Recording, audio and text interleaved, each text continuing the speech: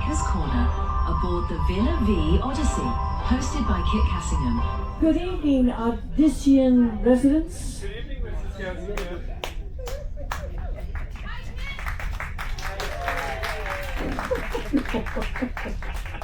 The star of our show. Tonight's Speaker's Corner is going to be different, as you can already tell. Our speaker's taking it easy. You're taking it easy on his dime. Cheers. Now let's thank Andrew and Carolyn. I hope you appreciate the extreme struggle this man has had in bringing tonight's talk to you. Sampling all of that wine. He's had to travel and sample and reject and try again, and on it goes. It's been a huge ordeal for him, but he's willing to share the results of his research. Sacrifice for The sacrifice, yes, absolute sacrifice. Andrew, that's when you go like that. Yes, thank you. Oh, and heavy lifting. He leaves the heavy lifting to Carolyn. And so he's going to introduce us to the best wineries, according to him, in Australia and New Zealand. And you're going to learn about the climate, the soil, the wines of these regions, or of this region if you count all of Australia and New Zealand as one region. So you brought your glasses, I see. Well, Sherry didn't bring hers, but that's okay. Oh, well, it's a stemless glass. It's beautiful. And we're going to have a lot of fun. And this is Andrew's and Carolyn's last night with us. I thought I'd get the bad news out of the way before you start having fun. So, Andrew, it's all on you now. Thank you very much, Kate.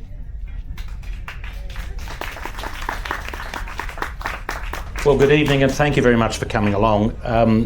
The purpose of this stroll, and when I say a stroll, with the amount that we've got to cover in both Australia and New Zealand, it might be a quick sprint at times to get through this evening.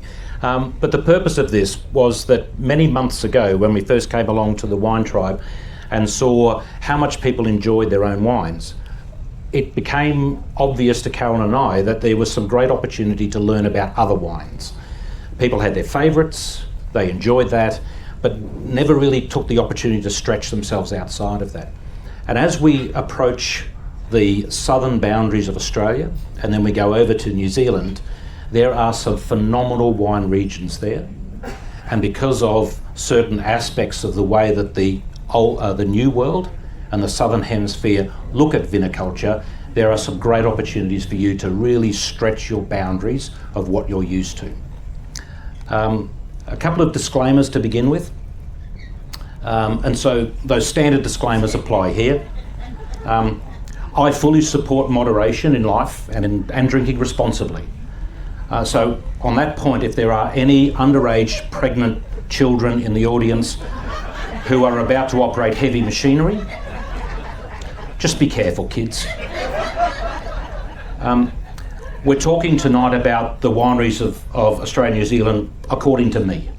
If you have better wineries that you've had experienced and ones that you feel might be slightly better than ones that we've got here tonight, I would welcome a robust discussion in the bar afterwards with your shout.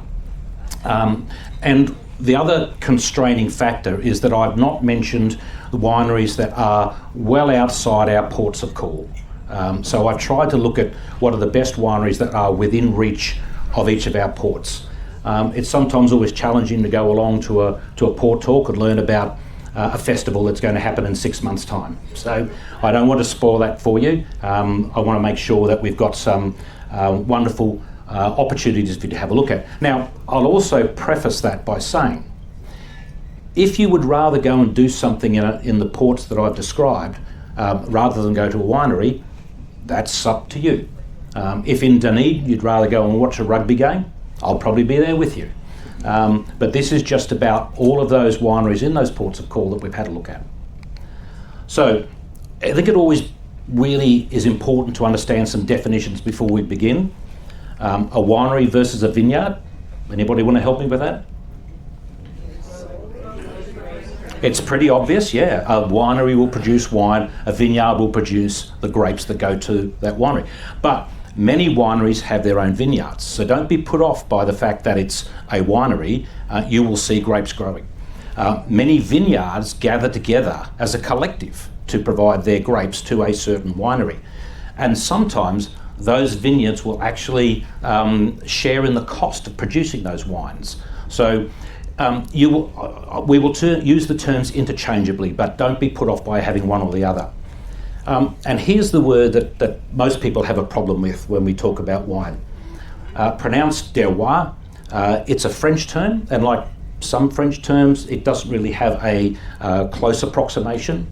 But it basically means a combination of factors. The feeling of the wine is the way I've heard it best described. If you can imagine that certain grapes that are grown in two distinct regions will have a completely different flavour. So a Pinot Noir that's grown in some parts of Victoria versus a Pinot Noir that's grown in the Sonoma Valley, you will see very, very different. And part of that is the terroir. Hopefully tonight we'll be able to describe those aspects that have an effect on the wine. The elements are the soil and the subsoil. So sometimes the rock formations underneath will again allow some of that culture, that flavour, that seasoning to come through the wines. The climate and the sunlight. And it was once described to me by a vintner that it was all about the stress that you put on a grape. That sounds a bit dangerous, but it's that stress that sometimes brings out the best in a grape, and it'll be different everywhere you go. We use the term viniculture, and it's a little bit like viticulture, but with wines, and that's where human beings get involved in the process. And this is about the science of harvesting grapes and about being able to do the best you possibly can. It's about making sure that there are the less of the nasties that get into the grapes and therefore get into your wine. And it's about the science of making sure that we can continue to grow those grapes in those conditions year after year, harvest after harvest. And of course, the difference was once described to me as the difference between a sommelier and a wino. The paper bag, nothing more. So a sommelier, a trained and experienced professional, normally in industry, who can not only help you to identify what the best wine might be, but also what food would pair with that. Things like the temperature that you should serve the wine at to get the best out of it. Now, I've got some rules coming up right at the back of the presentation that, one of them is, and I'll tell you up front right now, never let anybody tell you what you should drink. It's really your personal preference, and if you like it, that's okay. There will be some who will tell you what this goes best with, or what is the best temperature to serve this at, or how you might enjoy your wine a little bit better. So listen to those people, but somebody who tells you must have this and must do that, I rarely listen to them in life anyway. So let's begin our journey. And Australia has over 65 designated wine regions, primarily located in the cooler southern regions, and is home to over 2,400 wineries. Ranked 6th in the world for production, grapes are processed 1.6 million tonnes, which is up 11% from 2024. The total wine production, 1.13 billion litres, which is a lot of wine, but only the 6th in the world for wine production, mostly behind Old World, France, Italy, and Spain. Of that, 52% is red wines, and the rest is shared between rosés and whites. Export, 59% of Australia's wine is exported. There's a little joke going around that anybody who's bought Yellowtail, we don't drink that in Australia. Don't drink. That's our joke on you. The value of that export, $2.5 billion to the Australian industry. So it's amazing. Domestic consumption, 41% of our wine. $3.4 billion. Why is that more? We pay sales tax on our own wine home in Australia. Australia's wineries offer world-class wines, stunning scenery and memorable experiences. And so just breaking that down a little bit, it's wine production at world-class levels. So it's the science behind that has meant that we've had to challenge. The biggest difference I've seen between old world and new world wines, and I'm sure our audience understands old world, you've got France, Italy, Germany, those parts of Europe and some of the Middle East, as we learnt from John the other day in his wine. Those old world wines have been doing the same production for hundreds and hundreds of years, and they're very good at it. But the terroir that they have in those regions is what makes those wines great.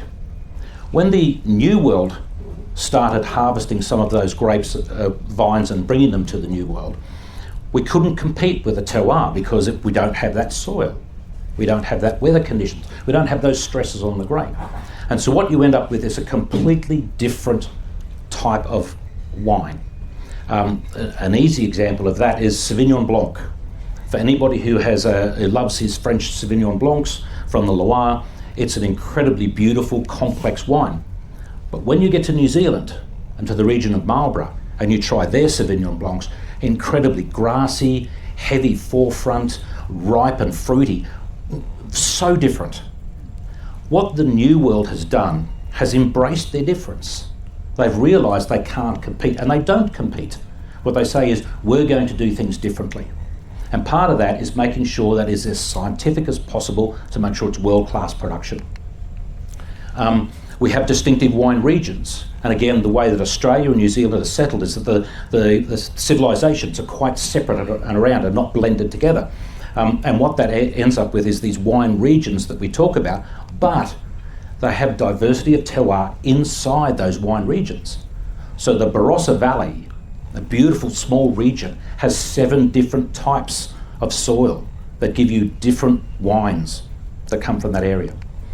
And we are focused on the varietal. And again, for those who have been in the wine tribe and learned about the fact that the French don't tell you what wine varietal is, they tell you the region it's come from. And so it's important for the New World wines to describe what that varietal focus is about. But the most important thing for me, and the difference, is it's about wine tourism. And you will see so many opportunities in your travels here in Australia and New Zealand of the combination of wine and education, wine and art, wine and music, wine and food. And nearly all of the vineyards will take the opportunity, the wineries will take the opportunity to combine with somebody to be able to produce some other element to bring that wine tourism in. And it is done so well in so many areas in New Zealand and in Australia. And it's one of the big differences. Now, I've been to some wineries in France where the cellar door is open and you've gone in and the grumpy old man behind the counter says, that's the wine and that's all you're going to know. I'm sure you've done the same in the US. And there are probably going to be some in Australia and New Zealand. But it's about how we educate people about wine, and it's how we entertain them about wine. And you will see later on. So, our journey. Our first port of call, tomorrow. Sydney, 18th to 20th of February. New South Wales has a very complex region of wines, and most of those are in the growing regions. We'll be in tomorrow, 10 a.m, and departing on Friday the 20th at 6 p.m. So blowing up that map a little bit, the 2 areas I've selected for you today, the Hunter Valley and Mudgee. It's 2 very distinct regions, 2 different, very distinct terroirs that we might experience there. Let's start with the Hunter Valley. 2 to 3 hours north of Sydney. It's Australia's oldest wine region. New South Wales was settled much earlier than some of the other states, and certainly the ability to grow crops and produce happened a lot quicker in New South Wales.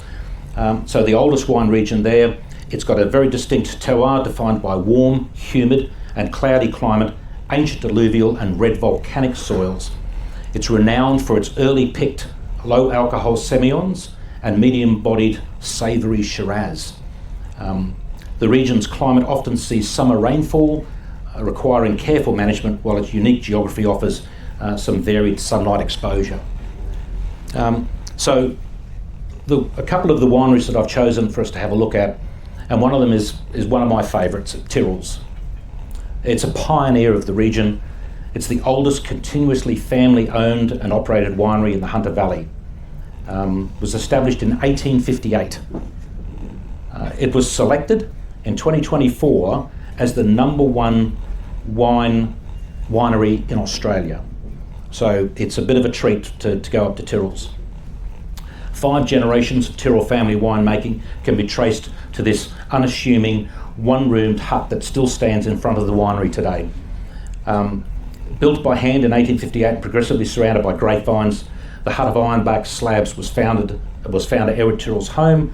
In the over 160 years since, Tyrrell's has been a pioneer in both the Hunter Valley and Australian wine industries, and is now home to some of Australia's most awarded wines.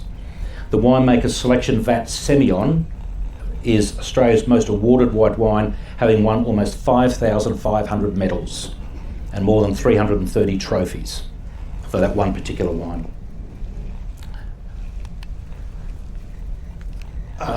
I must make a point here. I haven't put any of the details of these wineries. We've got them on a separate sheet of paper for you. We'll be able to produce that as a Google Docs, I'm told by my Mavin over there, and that Google Docs will be available to Kit to be able to send out to you all. On that list is the wineries, their addresses, phone numbers, and the websites, so that you can be able to book in and get into them. My second favourite, Brokenwood Wines, and the bar is set pretty high here. Brokenwood Wines is one of the best vineyards in the Hunter Valley region, if not in Australia as a whole. You're guaranteed to be delighted. They have famous Chardonnays, Shiraz and Semillon Chardonnays. So dating back to 1975, Brokenwood may be known for its Cricket Pitch Red, is one of the red wines that they have. Absolutely stunning. But the real standouts are the award-winning Chardonnays from the Hunter Valley. Expect fruit-driven wines that have a good acidic balance. Opt for a casual, private or a group tasting at the cellar door. It does get busy on the weekends. The staff are friendly and they can find a way to give you a pleasant experience. So wonderful there in the Brokenwood. And the third one to look at is Mount Pleasant Wines. Home to some of the Hunter Valley's oldest vines. The award-winning Shiraz, created by a highly regarded winemaker, Adrian Sparks, overlooking pretty lavender and a sprawling vineyards. And this is one of the other things, is how beautiful they make the wineries and the associated vineyards. This historic winery has recently undergone a luxe refurbishment and now boasts bold artworks and colourful furnishings. If you're looking for a pleasant time in the valley with top drops, this is the winery that delivers. So there are my 3 picks for the Hunter Valley.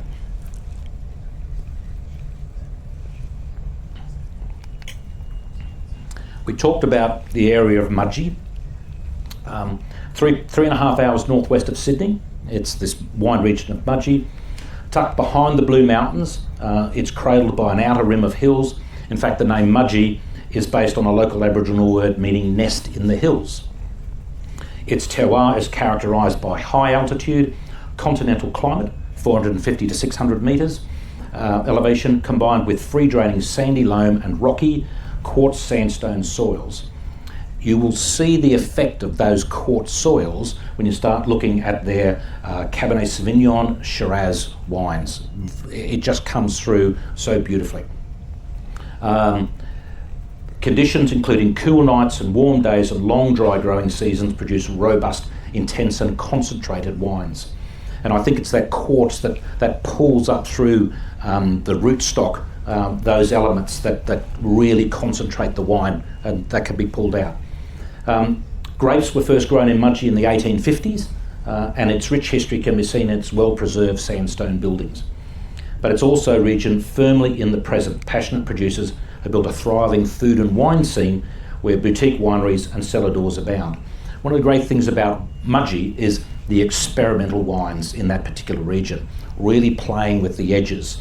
When you start seeing blended Sangiovese, Cabernet Sauvignon together, and you're thinking those two grapes may not always be together, and that's where they're starting to experiment, and it's absolutely fantastic. So one of my favourites there is Logan Wines. Described as the jewel in the crown of Mudgee's wine region, its award-winning taste room has been wowing visitors for more than a decade. Perched elegantly on the roof of a hill, overlooking the vines, the tasting room's clean architectural design perfectly frames the stunning views from every angle. It's the perfect spot to taste wine from Logan's 5 ranges, all made from Logan's grapes grown in the New South Wales Central Ranges. It's inspired by the character of rich, fruity Australian wines and the balance and structure of old world wines. His winemaking philosophy represents a hybrid of these two styles. Again, this experimental way of looking at wines. So 2 styles, wines that ooze Australian fresh fruit, but flavours whilst embodying European style balance and finesse. One of my favourites there at Logan Wines. And that moves us on to First Ridge. Winning the title of the best small cellar door in Mudgee, not once but twice, by Gourmet Traveller, stopping in First Ridge is a must if you're in that region. Housed in 2 adjoining shipping containers, which is interesting, with a beautiful west-facing views over the surrounding countryside and epic sunsets. Be sure to linger longer to enjoy both the vistas and the Italian varietals that this vineyard is known for, including Barbera, Sangiovese, Montepulciano, Vermentino, Fiano, Pinot Grigio and Prosecco. Did I get that right, Joey? Yep. And so that's the last of the wine regions that we look at in the Sydney region.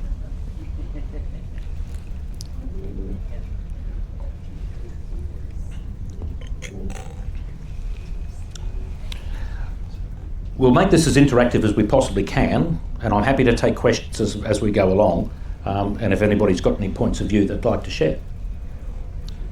Andrew, I do have a question. I'm surprised to hear you say Montepulciano. I would have thought that would have been a varietal specific to Italy. So they're bringing the Montepulciano grapes over there and they're not required to call it something else? So the rules, so Repeat the question. sorry, the question was that surprised that we used the term Montepulciano grape varietal. Thank you for making me say that again. That it didn't have to be called something else. Now, the European Union, who has made up the rules about certain aspects of appellations that must have be only named by that, and a great example we all know is champagne. So for a wine to be champagne, it must come from the Champagne region. It must be of the 4 different grape varieties that go into that, and there are other certain conditions. It must be made in the method champenois. Anything outside of that doesn't meet those conditions can't be called champagne. It must be sparkling wine. Somewhat similar to port from Porto. Again, European Union is saying that. However, the grape variety itself is not constrained. So Sauvignon Blanc grapes are exported around, the vine stock is exported around the world, and where it grows in that area can be called that particular varietal. And then there are some areas of New Zealand that have licensed the names, like Marlborough has licensed that region, and wines that come from there are called Marlborough. So it's not just the old world.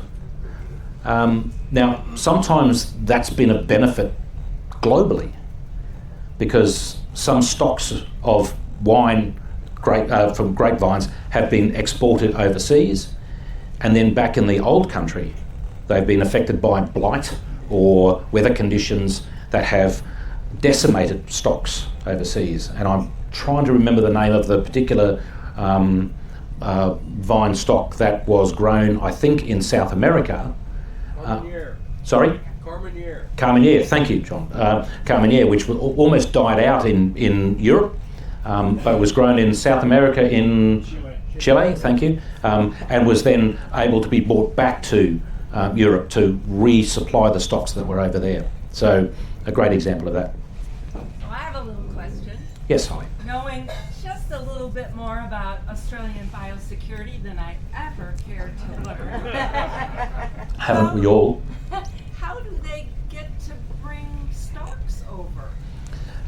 Like all things, controlled. So you must get an import license to be able to bring anything into the country, and once it's treated properly and inspected to make sure it doesn't have any nasties on there, then yes, that vine stock has been imported. Now, we're talking about vine stocks that came over in 1858.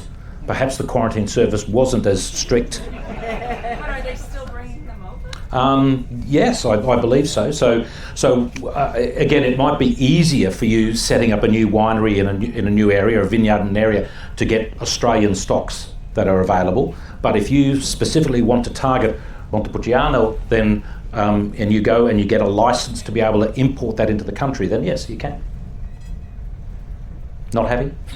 Well, I wonder what the quarantine God is on only their knows what they have to go stock. for. Yeah. Yes, the vine stocks have to go under deck 2, be fed twice a day. Okay, so we move on to New Zealand. And again, New Zealand describes itself as altogether unique. It's a premier sustainable and cool climate wine nation with over 45,000 hectares of vineyards, most notably known for its Marlborough Sauvignon Blancs and its Central Otago Pinot Noirs. The country features 10 main regions, and we'll visit 4 of those, spanning from the Northland to Central Otago, with major hubs including Hawke's Bay, Nelson and Waipira. New Zealand's wine regions extend 1,600 kilometres, because it is a long country, from subtropical Northland down to Central Otago, home to some of the world's most southerly vineyards, and some of those vineyards are in sight of the snow-capped mountains. The vineyards benefit from the moderating effect of a maritime climate. No vineyard is more than 130 kilometres or 80 miles from the ocean. Long sunshine hours and nights cooled by sea breezes. Most of the wine regions are found on the eastern coastlines. I've broken our journey, Odyssey's journey, down into the North Island and to the South Island. So we expect to be in Tauranga in the 26th to 27th of Feb, Napier on the 1st of March, and then down into Wellington on the 2nd and 4th of March. So let's have a look at Tauranga, which is in the area of the Bay of Plenty. We get there on the ship gets there on the 26th, departing on the 27th at 6 p.m. So part of the central North Island region, the Bay of Plenty is well known for its surf spots and its kiwi farms, not where they grow New Zealanders, but the smattering of vineyards that you will find there have earned a solid reputation, boosted by a warm climate and coastal influences. You're going to frequently encounter Chardonnay, Cabernet Sauvignon and Sauvignon Blanc in the Bay of Plenty. Fertile soil delivering some refreshing fruity notes. This North Island wine region is likely to expand rapidly in future. There are several renowned cheesemakers in the rural communities of the Bay of Plenty, which will provide that accompaniment to the wines. One of the wineries that I particularly like is this one, Leverett, which only recently has produced the Mills Reef element to it, back in 1989. Often referred to as the wine portfolio. It's a prominent New Zealand wine producer. It does have some vineyards in Hawke's Bay and in Marlborough. But in this particular area of Waipira, they do their Syrah, they call the Gimlet Gambles Syrah, some Bordeaux varietals, and Method Champenois sparkling wines. They have a long history of quality. But my recommendation, and I'm going to go back a little bit to the map to show you, my recommendation is that we don't, any of the wine lovers don't stay in the Tauranga area. Have a look at this area called Gisborne and then down onto Napier. So one of the things that might take your fancy is to get off the ship in Tauranga, immediately drive down to Gisborne and have a look at the wineries in the Gisborne region, and then be able to get into Hawke's Bay to these wineries, and gives you a little bit more time there, because one day is not enough for Hawke's Bay. So Gisborne, the region, known as New Zealand's Chardonnay capital, features a warm, sunny and coastal terroir. Its diverse soils ranging from heavy clay loam and silt in the Hexton Hills and Central Valley to limestone-influenced soils in the Patahui Plateau and Mangatuuki. I'm sorry for the New Zealanders amongst you. I'm murdering those words. They produce rich aromatic Chardonnays, Viogniers and Gewürztraminers. Gisborne's home to a mix of large producers, boutique wineries and entrepreneurial growers who are continuously exploring new varieties and new vineyard sites. A dynamic food and wine scene completes the picture. Rich in history, Gisborne claims Captain Cook's first landfall, as well as being the first place in New Zealand to see the sunrise. So well worth a look for that. Chardonnay is the dominant variety and enjoys great success through a wide range of red and white varieties that are successfully establishing, and the new varieties are always being trialled. My favourite winery in that area is Bushmere Estate. 17 hectares, and in 1972 Chardonnay grapes were first planted, but today they produce Gewürztraminer. You were asking me about Gewürztraminer. No? Oh. Pinot Gris, Viognier, Merlot, again Montepulciano, Sangiovese and Chardonnay. It exports a lot of their wine to the UK, Singapore and small parcels into Japan, but Bushmere Estate wine is available at selected fine wine stores throughout the North Island. It produces quality wine. Its production is not large, but its focus is on being on quality. Well worth a look. And then in that particular area of Gisborne, again, Matawera journey. It started in New Zealand wine producers in the 1960s. Today the story continues around the drive and determination of the two winemakers who purchased the vineyard and winery in Gisborne in 2008. They are the trusted guardians of Matawera and continue to develop the iconic winery and share the distinctive wine styles. Chardonnay and wines including aromatics like Gewürztraminer and lovely reds in the Pinot Noir region. So beautiful area there. Now if you travel down from Gisborne to Hawke's Bay, the ship stops at Napier. As you can see there, we're in Napier on Sunday from early in the morning till late in the evening. Not really enough time to see everything that Hawke's Bay has to offer. And Shauna, are you here?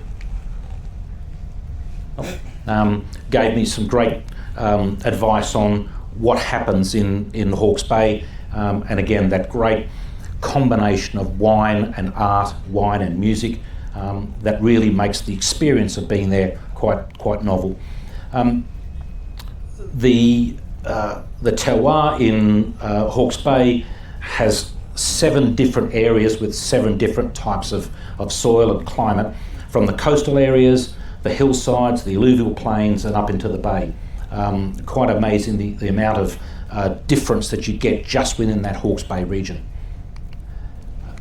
One of the best in the region is Tiawanga Estate. Nestled on the elevated side in the foothills that hug Tiawanga, views down through 48 acres of vines and across the Tiawanga Basin out to the wide blue Pacific Ocean. It's home in the bay with its sea views and salty air, reminiscent of a New Zealand summer spent on the beach. Take your time, chill out and enjoy the full range of the Tiawanga wines. They have Sunday sessions with live music from local artists, and again their wines are more into the Chardonnay, but into the Pinot Noir and Cabernet Sauvignon, but in the milder side. Incredible wines in the Tiawanga Estate. And one of the best in the known in the region is the Craggy Range Winery, and you've been there, Holly. So again, absolutely stunning there. 1993, Terry and Mary Peabody set out to create a lasting legacy, a wine estate that could be passed down through generations. Their vision was bold to begin with, untouched land, and build something truly exceptional, with quality as the cornerstone from the very first wines. Their search took them across France, America and Australia before they arrived in New Zealand, a remote and dramatic landscape, and here they discovered they hadn't found elsewhere. Exceptionally cool climate, an emerging wine industry with a deep-rooted farming tradition and an enduring pioneering spirit. And that led to some phenomenal wines that they've been producing over decades now. And then Tiamata Estate. Since the 1980s, Tiamato's been a pioneer in the New Zealand wine industry. They've been doing things like recycling wine bottles, vineyard conservation, regenerative viticulture, water and carbon auditing, innovative irrigation programs, and they make bloody good wine. So well worth a look at the Tiamato estate. And then, of course, the hero in the Hawke's Bay region is Black Barn Vineyards, and that's the Shauna worked for a collaboration between the orchestra that she was supporting and Black Barn Vineyards, and so for over 20 years they've established itself as one of the icons of the Hawke's Bay wine, food and hospitality scenes. They're known for limited release wines, meticulously crafted by winemaker David McKee. They offer much more than that. The vineyards on the sunny north-facing slopes of the Havelock Hills produces an award-winning showcase of wines, but they also have a 2,000-seat amphitheatre to be able to do the luxury retreats and spectacular locations, combined with the music from local artists, but also from orchestras that play to there.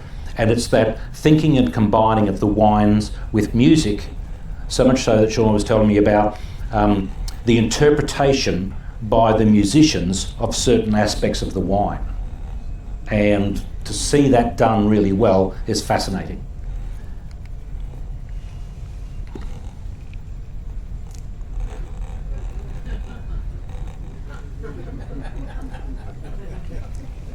A little bit easier drink of water between interludes, but whatever. It's a long night. We move on to the South Island. So again, I've included Wellington here because I've got my opinion on what we should be doing in Wellington, or what the ship should be doing on it. Lyttelton goes on to Eden. Sorry, I haven't included the southernmost ports because there's probably more interesting things to do in Southland. So one of the things about Wellington is that I would recommend, I'll go back to the map, highly recommend that you get off in Wellington and fly to Nelson. I'm told by Shauna that you don't catch the ferry, it takes too long. So a quick hop across the strait to Nelson that gives you access to the Nelson region and to the Marlborough region, and we'll talk about that in a second. So Waipira and Martinborough are in the Wellington region. They're okay. To the west of the city, the Moutere Hills and the slightly warmer and wetter and the gravel-threaded clay soils give richness and texture to the wines from that region. Pinot Noir shows structure with fine tannins, Chardonnay has complexity and depth, and Sauvignon and aromatics offer a mineral intensity that you get in that particular region. It's probably got sunshine similar to Italy's famous Tuscany wine area, and that helps with the terroir in that region. Going down to Nelson, I would go to Flaxmore Vineyards. It's located in the Moutere Hills area of Nelson, northwest of New Zealand's South Island. It's a site of a 9-hectare vineyard, gently north-facing clay gravel slopes of a small valley that was first established with apple orchards over 100 years ago. And I think that's another important aspect that you see, certainly in New Zealand, is the transition from early viticulture in, say, apple orchards or in other growing to the wine culture. So it's a knowledge of the soil, it's a knowledge of how to get the best out of the particular soils. They opened a cellar door in 2019 and it created some of the really interesting sales process that got them out into the marketplace and got them onto everybody's notebooks as a place to visit. And they certainly have some stunning Pinot Noirs in that particular region and bordering onto the Sauvignon Blancs. But here is my all-time favourite, and one of the reasons why I think you should be doing this trip down to the Marlborough region. Cloudy Bay Vineyards. And has anybody tried Cloudy Bay? Yep, quite a few at the back there. So hour 45 south of Nelson, the wine region of Marlborough. It's about the world-famous Sauvignon Blanc from New Zealand's largest wine-growing region, and the soils and enviable climate that it creates. It's about fresh seafood sought by the world's finest chefs. It's about diverse landscapes, from valleys of vines to sheltered waterways to the Marlborough Sounds.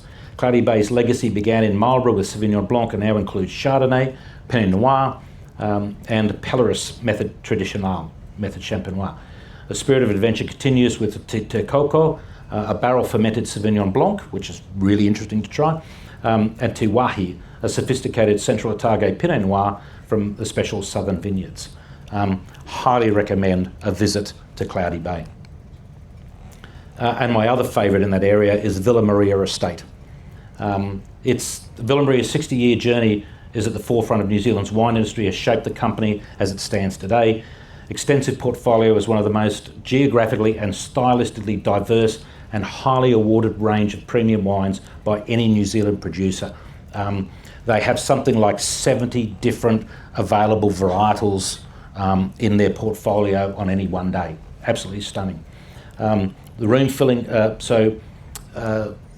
The room-filling aromatics and strikingly crisp character of Marlborough Sauvignon Blanc is why it's so popular and such a memorable experience. But it's a huge variety and differentiation there. Ship's next stop is in Lyttelton. It's a stepping off point for wine region of Waipara and Canterbury. Less than a 1 hour drive from Christchurch and Hammer Springs. Waipara Valley is a relatively new wine region in New Zealand. Production first established in 1978 and often recorded as the driest location in New Zealand, which is quite a challenge. Long hot summers and cool winters in Waipara provide grapes with a long ripening time. What you're going to get, silky Pinot Noir and citrusy Chardonnay grow well in the stony limestone, and the area produces award-winning aromatics, zesty Rieslings and delicate Pinot Gris. One of my favourites there, Greystone wines. After searching the world for the perfect place to grow cool climate wines, Thomas family established Greystone Vineyard on the slopes of Teviotdale Hills in 2004. The cellar door is famous for the quality of its food and wine pairings and offers a special long lunch pairing option Friday through Sunday. Pinot Noir makes up over 60% of the plantings. Potential for other varieties led to Riesling, Pinot Gris, Gewürztraminer, Chardonnay, Sauvignon Blanc, and even a small block of Syrah being planted. Just the wrong place to plant Syrah grapes, but they make a stunning wine and it's well worth a try. And the last one would be Black Estate wines. So they have 3 vineyard sites lie across north-facing hillsides in North Canterbury on the east coast of the South Island. They comprise various limestones, clay and sandstone soils. A lot of organic and biodynamically production wines. And again, what they produce is some stunning Pinot Noir. And again, on the lighter side, Chardonnays that are well worth looking, mostly an unoak that you get in New Zealand region. Really the last stop in southern, the South Island is Dunedin, Central Otago, and again, if you want to go off and watch a rugby game, I'm quite happy you do that, or go and see where the Lord of the Rings, thank you, Kevin, where Lord of the Rings was filmed. That's a great view. But right at the bottom of New Zealand, South Island, Central Otago, southernmost wine region, producer of rich and powerful Pinot Noirs, dominated by snow-capped mountain ranges and interlaced with rivers and valleys. It's strikingly beautiful to look at. They also have some beautiful wines, Chardonnays, Pinot Gris and Rieslings among them all. Who's tried a New Zealand Riesling? Anybody tried a Riesling? What can you tell me about it, Andy? It's 27 years ago. Tell me what. I'm not the best person to answer that. And again, if you're used to a Riesling from, say, Germany or Austria, you're going to get a certain type of variety that you're quite used to. And as soon as Europeans or Americans try a Riesling from some parts of Australia or New Zealand, the first thing they say is, it tastes like petrol. Thank you. I didn't want to say that. But it's that paraffin that's in that wine, particularly in that region, that comes through the terroir, that it makes it a really interesting wine to drink. And once you can get over that thought in your head, what you're getting is the complexity of aftertaste that makes it such an interesting wine to drink. So well worth a look at the Rieslings. How did you spoil that for us? A couple of wineries that I would recommend in that area. Peregrine Vineyard Estates. It's just 20 minutes from Queenstown. Notable for its striking and super modern wing-shaped cellar door, which stands in contrast to the rugged central Otago landscape. This is their old winery, building that you see there. Made from fruit grown in the vineyards across Bendigo, Gibbston and Pizza, which are the areas around that there. Tasting here is a good overview of the sub-regional types. So a good spread of experiences that you'll get with Peregrine. And the Gibbston Valley. As well as laying claim to the region's oldest wines, it was Gibbston Valley that was first to commercially release a Pinot from the region. This producer boasts New Zealand's largest wine cave, 1,400 cubic metre barrel storage facility that the founder blasted into the side of a mountain. Currently around 400 barrels of Pinot Noir and Chardonnay line its rocky interior. So tastings are held in the wine cave or at the cellar door, and there's several options for dining. It's a stunning area to look at and to see what can be done in terms of storing the wines in a natural setting. As a result, temperatures can fluctuate during the growing season between 30 degrees centigrade down to at least 5 degrees centigrade at night, and these intricate environments are reflected in the wines. So well worth a look. And that finishes the South Island of New Zealand. So coming back to Australia, we pop into Hobart for a couple of days, Melbourne for a couple of days, in one of the dumbest decisions I've ever seen in my life. Adelaide for the day, and Perth for a couple of days. So again, best tip I would say, and I know a couple of people have approached me about this, is probably get off in Melbourne and go to Adelaide early. There's just so much to see in Adelaide. So let's have a look at Hobart. Odyssey will be in Hobart Tuesday to Wednesday. I've selected a couple of areas that are pretty close to Hobart, the Derwent Valley and the Coal River Valley. My favourite's up here in the Tamar Valley, but it's just going to be too far to get to for the time. And this area of the Freycinet Peninsula, again, it's got a spectacular combination of seafood, wines, gin in that particular Freycinet area. But the Derwent Valley, we'll have a look at that. Southern Tasmania, close to Hobart, area benefits from both coastal and river influences. The valley follows the course of the Derwent River and surrounded by rolling hills, fertile valleys, rugged mountains. Its terrain features a mix of alluvial soils along with the riverbanks and more well-drained gravelly soils and higher slopes. The climate is cool, maritime climate with long, mild growing seasons and significant diurnal temperature variations. Rainfall's moderate. What does that produce? It produces some stunning wines in small batches. But you don't have to travel all the way up the Derwent Valley, because the best example of that we'll find in Hobart at Mona, the Museum of Old and New. So it's the second Tasmanian winery to be established and the longest in continual operation. Marilla was founded in 1962, but it's now being served at Mona in Hobart, so well worth a look without having to travel too far. It's a small batch winemaking in gravity-assisted winery, so again, the technical elements are quite amazing. If we go and have a look at Coal River, it's home of several of the best wineries near Hobart. Many of the vineyards here sit on northeast slopes to take best advantage of the sun. They grow Pinot Noir, Chardonnay, Sauvignon Blanc and Riesling, plus several other varietals.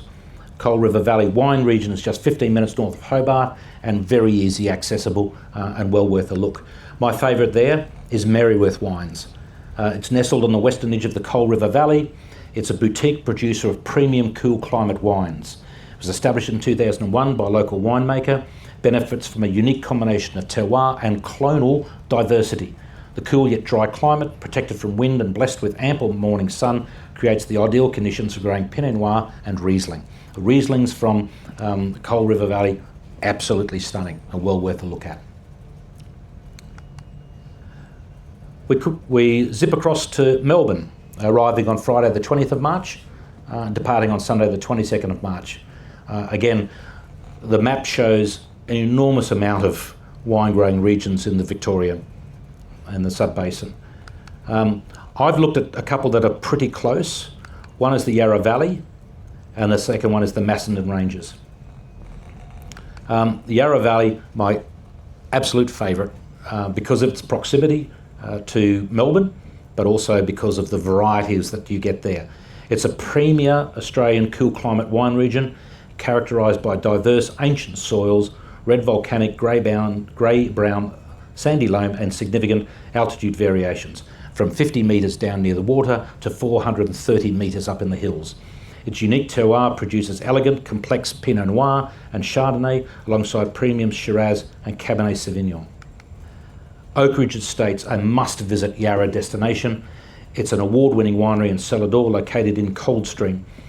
Regarded as one of Australia's and Yarra Valley's most preeminent producers, Oak Ridge is renowned for its distinctive and age-worthy wines, especially revered for its Chardonnay and Pinot Noir.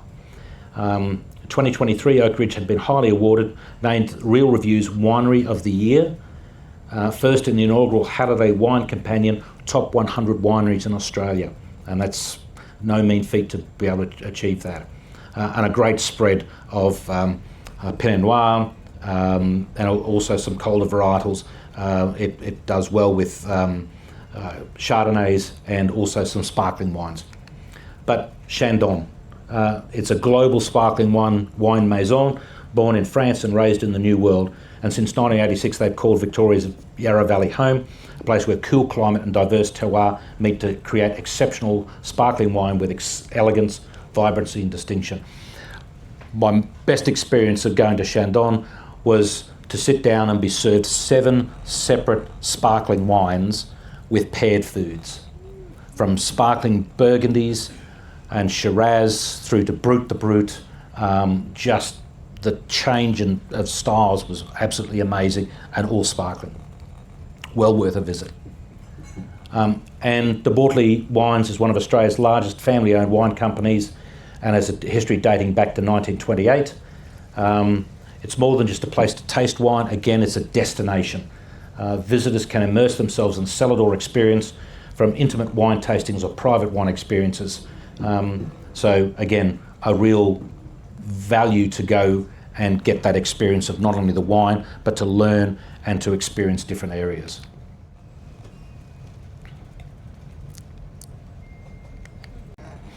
So we move on to South Australia, and the tragedy that is our short visit. We arrive at 7 o'clock and leave at 6 p.m.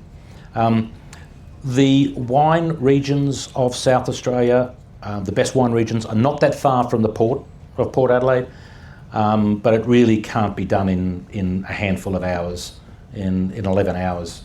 It's well worth spending a little bit more time there. I've chosen 3 particular areas: the Barossa Valley to the north, the Adelaide Hills to the east, and to the south, McLaren Vale. We'll have a look at the Barossa Valley.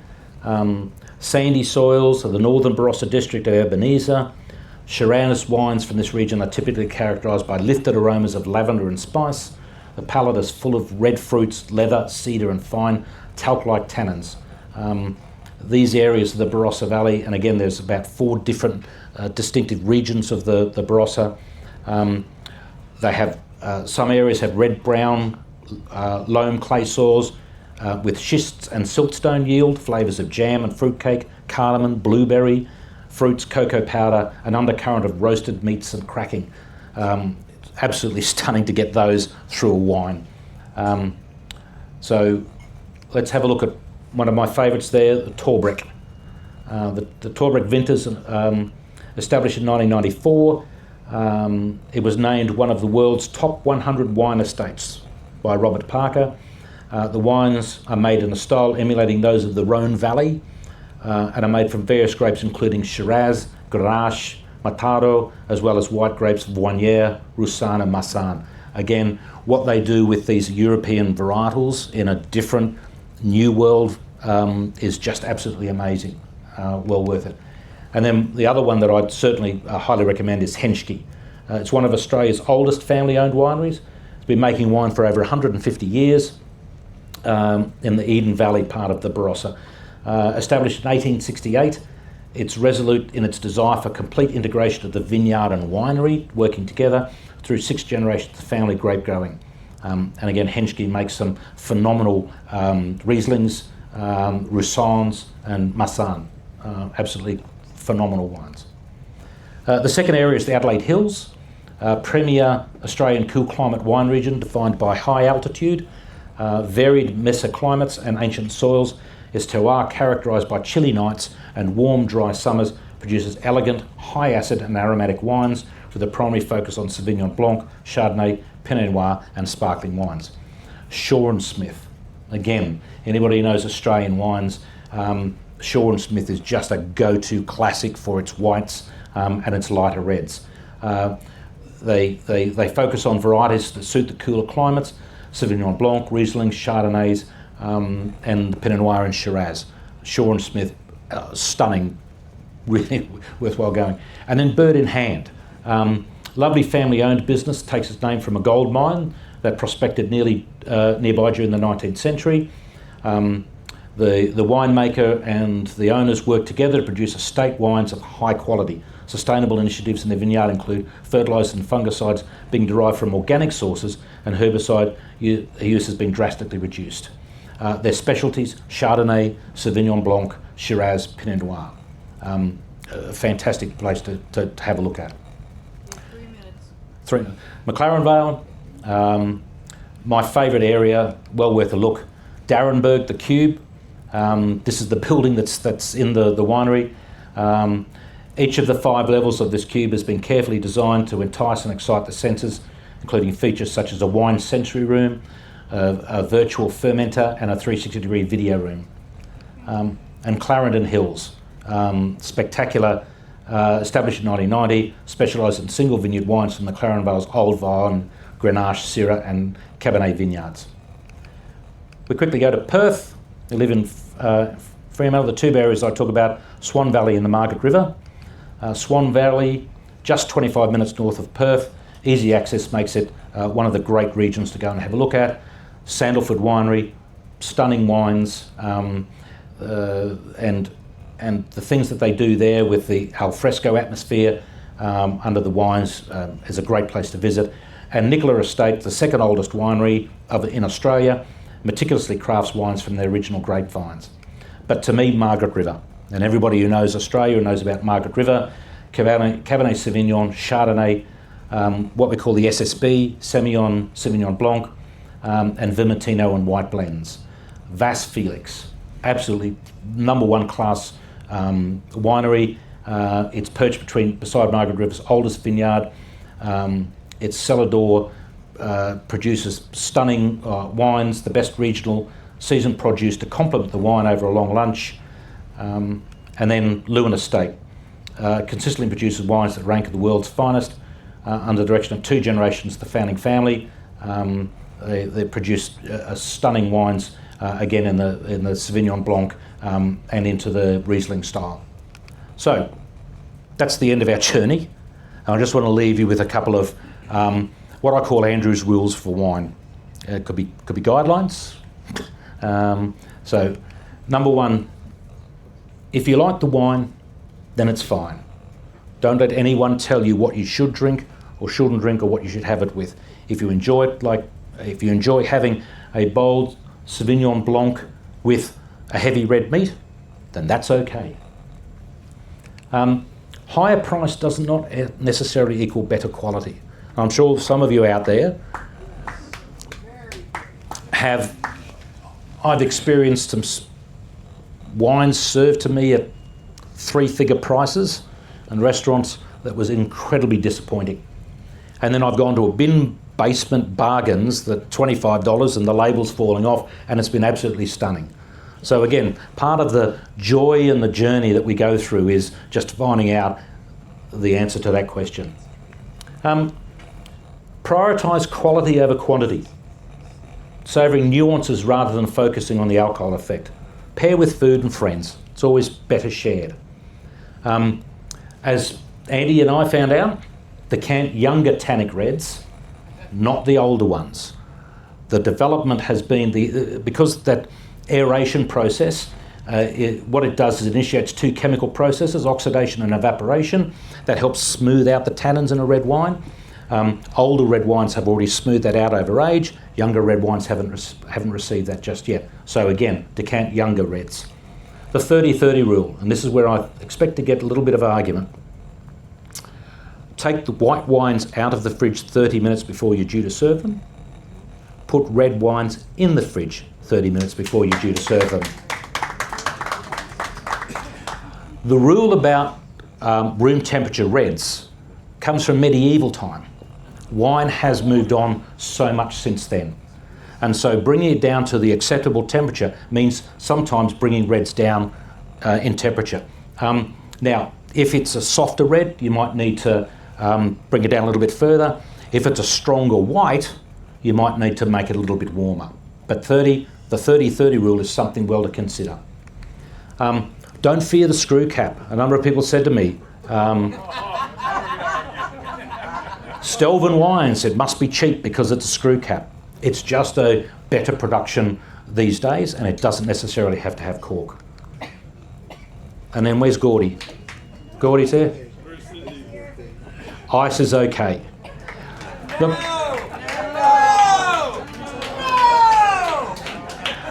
Now again, my greatest recommendation is not in your red wines, Gordy. But if the majority of your wine is made up of water and you can't get the temperature of your rosé or your white down to where it should be, pop in a couple of ice cubes. Ice is okay. Ladies and gentlemen, thank you very much for spending time.